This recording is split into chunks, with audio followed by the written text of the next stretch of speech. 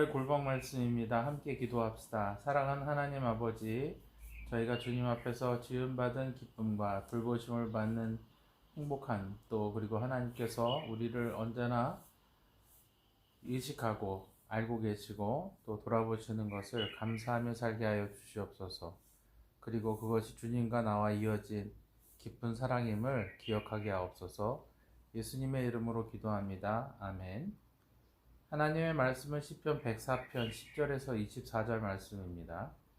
여호와께서 샘을 골짜기에서 솟아나게 하시고 산 사이에 흐르게 하사 각종 들짐승에게 마시게 하시니 들나귀들도 해가라며 공중의 새들도 그 가에서 깃들이며 나뭇가지 사이에서 지저귀는도다.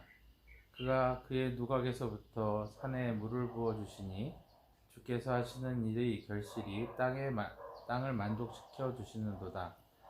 그가 가축을 위한 풀과 사람을 위한 채소를 자라게 하시며 땅에서 먹을 것이 나게 하셔서 사람의 마음을 기쁘게 하는 포도주와 사람의 얼굴을 윤택하게 하는 기름과 사람의 마음을 힘있게 하는 양식을 주셨도다. 여호와의 나무에는 물이 흡족하며 곧 그가 심으신 레바논 백향목들이로다. 새들이 그 속에 깃들이며 학은 잣나무로 집을 삼는도다. 높은 산들은 사냥을 위함이며 바위는 너구리의 피난처로다. 여호와께서 달로 절기를 정하시며 해는 그 지는 때를 알도다. 주께서 흑암을 치어 밤이 되게 하시니 살림의 모든 짐승이 기어 나오나이다. 젊은 사자들은 그들의 먹이를 쫓아 부르짖으며 그들의 먹이를 하나님께 구하다가 해가 돋으면 물러가서 그들의 골 속에 눕고 사람은 나와 일하며 저녁까지 수고하는도다. 여호와여, 주께서 하신 일이 어찌 그리 많은지요? 주께서 지혜로 그들을 다 지으셨으니 주께서 지으시는 것들이 땅에 가득하니이다. 이스라엘 사람들에게 있어서 물은 중요한 삶의 요소입니다. 우거진 숲이 거의 없는 광야에서 유목을 하던 사람들이 정착할 수 있는 곳을 찾는 곳이 가나안 땅이었습니다. 유목을 해야 하는 이유는 그들이 머무는 땅이 농사를 지을 수 없는 곳이기 때문이고, 가나안은 유목민들이 머무는 곳 사이에 농사를 지을 수 있는 유일한 땅입니다. 동시에 농사를 위한 물을 구할 수 있는 곳이기도 합니다. 그래서 가나안에는 농사와 목축이 함께 시행되었고, 주변의 유목민들은 성 외곽에 살고 있었던 농민들을 공격하여 빼앗기도 하였습니다. 그들을 보호해주는 성이 생기고 성을 다스리는 왕은 이들 유목민들에게서 농민들을 보호해주는 역할들을 하게 되었죠. 그러나 이스라엘은 왕이 없었기 때문에 유목민과 도시국가들의 약탈에 매우 취약한 지경에 있었습니다. 그래서 이스라엘 사람들은 하나님께 전쟁을 하기 위해서 왕을 달라고 했습니다. 동시에 그들은 세상의 공격에 대해서 하나님의 법과 보호하심 대신에 세상과 같은 방법으로 경쟁하기를 선택하여 하나님을 떠나려고 했습니다.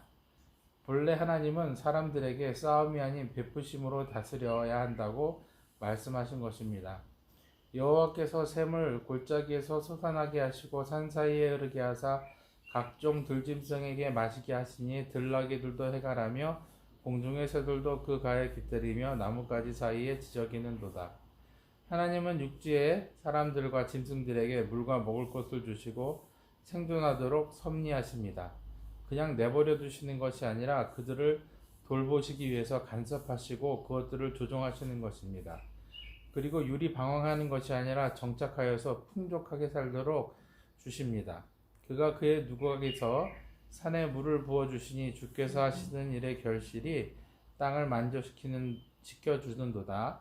그가 가축을 위한 풀과 사람을 위한 채소를 자라게 하시며 땅에서 먹을 것이 나게 하셔서 사람의 마음을 기쁘게 하는 포도주와 사람의 얼굴을 윤택하게 하는 기름과 사람의 마음을 힘있게 하는 양식을 주셨도다. 하나님은 주로 인해서 노동을 해야 하는 사람들이 다시 하나님께서 돌보시는 삶을 회복하기 원하십니다. 그것은 구원을 통해서 하나님의 나라에 함께 있을 때만 가능합니다. 그러나 사람들은 먼저 이런 삶을 위해서 하나님을 반대하는 사람들과 싸워야 했습니다. 복음도 마찬가지입니다. 세상의 법과 싸워서 하나님의 법을 시행할 때 구원받은 성도의 삶을 살며 주님의 돌보신 가운데 있을 수 있는 것입니다. 하나님께서 베푸신 이 은혜는 피조물 모두가 살기에 적합한 환경을 제공받게 해줍니다. 여호와의 나무에는 물이 흡족함이여 곧 그가 심으신 레바논 백향목들이로다. 새들이 그 속에 깃들이며 학은 잣나무로 집을 삼는도다. 높은 산들은 사냥을 위함이며 바위는 너구리의 피난처로다. 이 모든 애는 하나님의 섭리, 그러니까 하나님이 그들을 위해서 준비하신 것들입니다. 그들은 살 곳이 있고 하나님이 베풀어 주신 것으로 먹습니다. 그러나 이들의 삶의 형태는 범죄하기 이전의 낙원의 삶은 아니지요. 이것은 우리에게 중요한 것을 이야기해 줍니다. 타락한 이후에도 하나님께서는 여전히 우리를 돌보고 계신다는 것입니다. 죄의 영향력으로 인하여서 흩어진 세상 속에서도 하나님은 여전히 우리를 돌보시고 하나님께서 지키심으로 인하여서 그 삶을 다해가는 것이지요. 여호와께서 달로 절기를 정하시며 해는 그 지는 때를 알도다. 주께서 흑암을 지어 밤이 되게 하시니 사람의 살림의 모든 짐승이 기어나오나이다. 젊은 사자들이 그들의 먹이를 쫓아 부르짖며 그들의 먹이를 하나님께 구하다가 해가 돋으면 물러가서 그들의 굴 속에 눕고 사람은 나와서 일하며 저녁까지 수고하도다. 여기 나오는 젊은 사자들이라고 나오는 맹수는 지금은 멸종한 다른 종류의 사자인데요. 아프리카 사자들처럼 무리지어 다니는 것이 아니라 개체별로 나누어서 사냥을 하던 다른 짐승입니다. 그렇지만 여기서 더 중요한 것이 있다면 이 사람들이 쓰고 있는 음력의 절기와 또 해가 지고 해가 뜨는 것과 더불어서 이 짐승들은 밤에 나오고 사람들은 낮에 일하면서 균형을 갖추고 서로의 일들을 잘 감당하며 살고 있다는 것입니다. 그렇지만 아직도 이들 가운데는 사냥과 희생이 이루어지고 있고 하나님은 이 수고가 그칠 날을 우리에게 주실 것입니다. 시인은 이것을 말하며 지금까지 하나님의 돌보심으로 서로 살고 있는 이 모든 것들이 회복되어서 하나님의 구원을 누릴 날이 올 것이라고 이야기합니다. 여호와여 주께서 하신 일이 어찌 그리 많은지요. 주께서 지혜로운 그들을 다 지으셨으니 주께서 지으신 것들이 땅에 가득하느니이다. 세상의 만물은 하나님으로 말미암았고 구원을 이루기까지 하나님의 돌보심은 그치지 않습니다.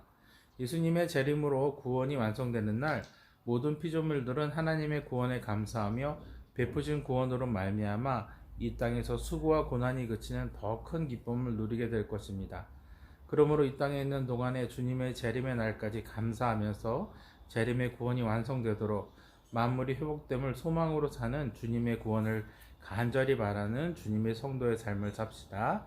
기도하겠습니다. 하나님, 저희가 주님의 지으신 것으로 인하여서 이 세상 가운데서 평안을 누립니다. 때로 우리 가운데 삶을 인하여서 고통과 괴로움이 또 어려움이 땀 흘리가 수고함이 있을지라도 하나님의 변함없는 돌보심으로 우리가 살고 있음을 고백합니다. 주여, 우리가 이 고백을 이어가며 살게 하여 주옵소서. 예수님의 이름으로 기도합니다. 아멘.